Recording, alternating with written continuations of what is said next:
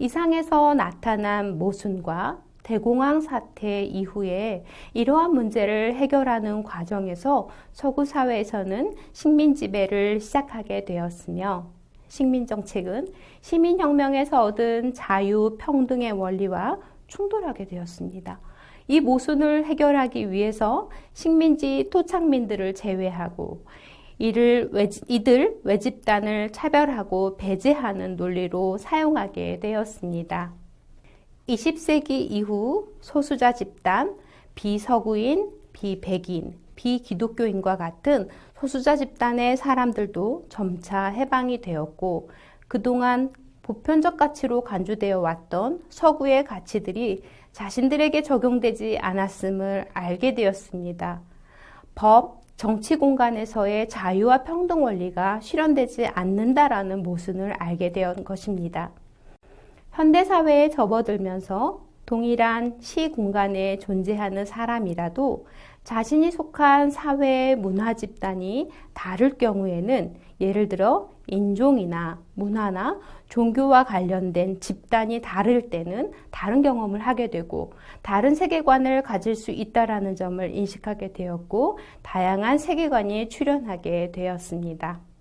1945년까지 서유럽 국가 중심으로 제국주의 식민지 정책을 펼치고 있었으며 제2차 세계대전의 종결은 서유럽 중심의 질서체제를 해체하고 새로운 질서체제를 가져오게 했고 미소 중심의 동서냉전체제와 제3세계가 등장하게 되었습니다.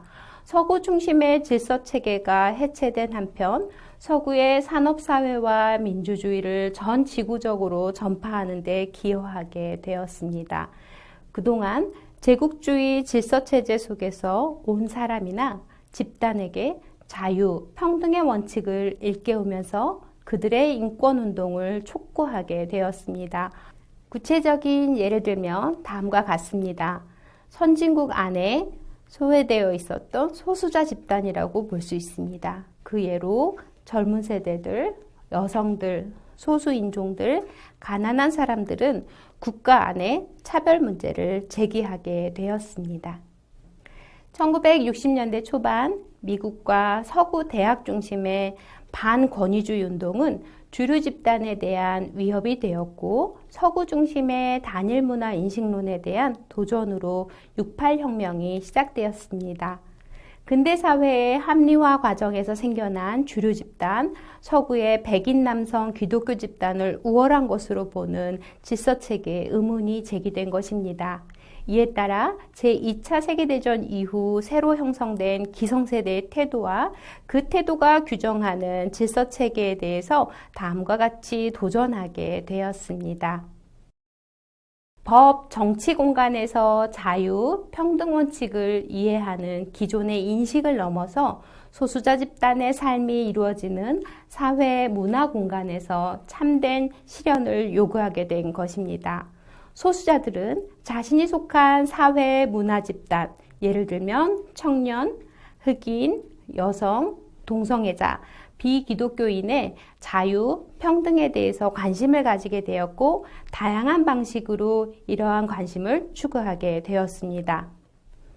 반인권주의 운동이 시작이 되면서 서유럽 국가, 특히 프랑스를 중심으로 기성세대의 권위에 반대하는 사회 변혁 운동이 시작되었으며 유럽 문화 정체성 회복으로 이어지게 되었습니다. 이를 후기 구조주의, 포스트모더니즘으로 부르고 있습니다. 미국을 중심으로 소수자 집단의 정체성 찾기 혹은 선거권 확보를 위한 사회 변혁 운동 또한 있었습니다. 이로 인해서 다문화주의, 다양성의 개념을 정립하게 된 것입니다.